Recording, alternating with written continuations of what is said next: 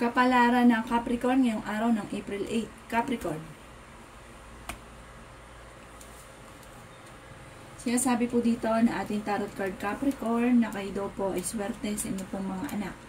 Masipag ka at madadagdagan pa ang inyo pong kita. Sinasabi rin po dito na makakaisip ka ng mga pamamaraan kung paano ka magiging matagumpay. Maaring may proposal na paparating, may bago kang kakilala na para mag-o-offer sa inyo Capricorn na sosyo daw po kayo. Yan, sabi rin po dito na maaaring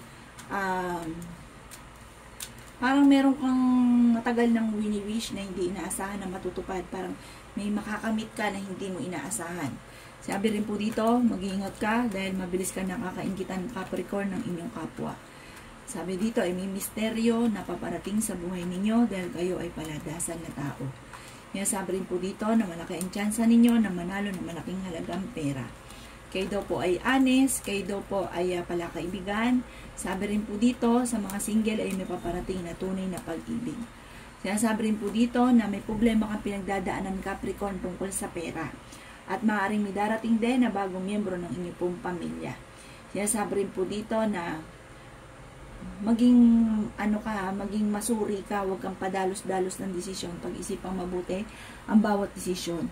Kasi parang meron kang mga desisyon na pinagsisisihan. Ang inyo pong lucky color ay color brown at ang lucky number po ninyo ay 21, 15, ganun din po ang 30, 35, 22, 20 at 19. Good luck po!